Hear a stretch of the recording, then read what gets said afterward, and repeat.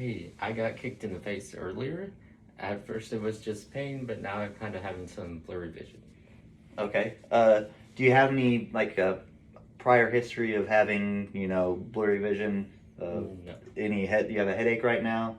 no, just blurry That's vision. the only symptom. Hmm. Okay. And where does it hurt again?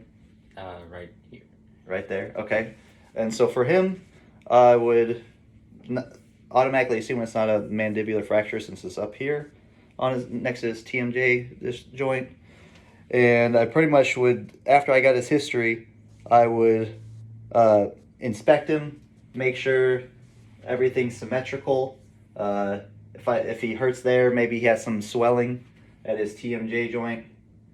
So then, since this is kind of got kicked on this side, I would probably check his mandible and his eye because he might have gotten a fracture somewhere around here. So I could palpate around his nose, look to see if there's any ecchymosis or any bleeding at the same time. Ask him if there's, just tell me if there's any pain.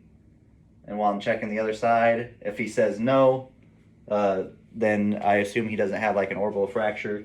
I make sure that, just follow my finger right there. Make sure that his eyes can follow my finger around in a circle, see if they can go up, go down for an orbital fracture. Make sure that his eyes aren't like concaved in or inferiorly placed. Just pretty much make sure everything's symmetrical. After that, I can palpate his jaw and tell me where it hurts. There. Okay. And so right there, then I could ask him, can you open your mouth for me? Does that hurt? Yes.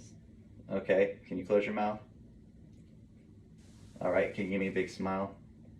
And I can feel for crepitus to see and feel and hear for crepitus. I'm sorry. To see if it's a TMJ joint dislocation. He says it hurts to open his mouth, so it could be that. So I would probably try to either send him to a physician for that. Then I would most likely do some concussion tests on him because he did say that he had blurred vision, and that is a key thing whenever it comes to concussion symptoms. So after that, I give him a SCAT-6 or a VOMS or a balance test. I could ask him simple questions like, what's 100 minus 97 while I'm doing the test? 3. 100 minus 97? I said 97, I meant 7, but he did it right anyways. So I know that concussion might not be the thing either. It could just be pain from the TMJ joint. So I would probably, between those two things, try to rule out the concussion too. But I would definitely send him to see a physician about the TMJ joint.